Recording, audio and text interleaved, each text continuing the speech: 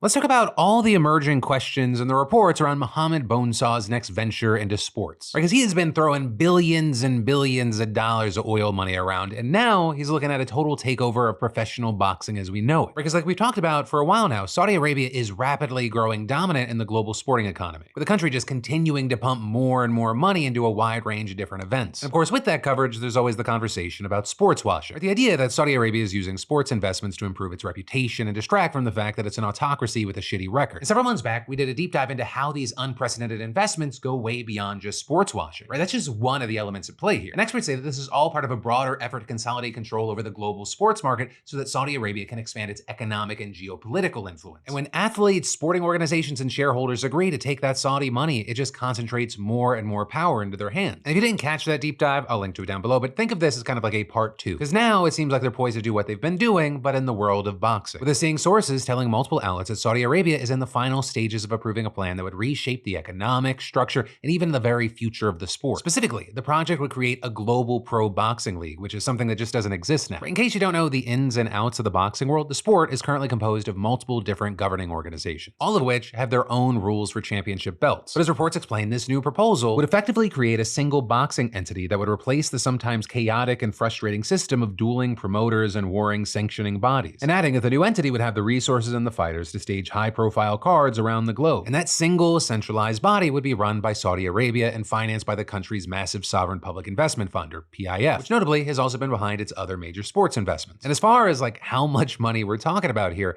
sources told the Times that the initial investment alone could be as high as $2 billion. With a person familiar with the matter also telling Reuters that the new league itself could be valued between $4 and $5 billion. And as far as the specifics of the Saudi proposal, according to the Times, the league would sign around 200 of the top men's boxers around the globe and then divide them into 12 weight classes that include around 15 fighters each, with boxers then being able to rise in the ranking tables, but also get eliminated from the series and replaced with new talent. Which, you know, if you're familiar with MMA and specifically the UFC, that structure might sound familiar. You know, those similarities, it's not a coincidence. The UFC is immensely popular and it's been steadily chipping away at boxing's global pull. So it absolutely makes sense to draw from the UFC's successes in the space. You know, this makeover could breathe new life into boxing, with the Times explaining the sport has lost its luster and some of its allure in recent decades, with them going on to call out the disjointed system of sanctioning bodies that arrange different fights and titles, and arguing that this structure leaves fans to sift through a confusing system that frequently stymies meetings between the best boxers and one that boasts multiple champions in the same weight classes. And because the whole boxing industry is all tangled up in this complex web, the Saudi plan has the potential to restructure the entire market. Or for example, some of the top boxers currently have long-term contracts with promotion companies, and those promoters are often tied to certain TV networks. So to resolve that, sources say the PIF is considering making partial or possibly even full investments in some of the biggest promoters. Also reportedly, partnerships are being discussed with some of the largest traditional organizations in the space that control the rights to boxers and super valuable intellectual property. With this including old videos, results, title belts held by boxing giants like Muhammad Ali and Mike Tyson. And so with all this, the big question now is, will we see Saudi Arabia throwing gobs of money at all the boxers like they have with other sports? Because again, we already know that Saudi money has upended the global sports economy, creating this sort of monopoly over many of the best players across numerous sporting events by offering these just insane money sign eyeball deals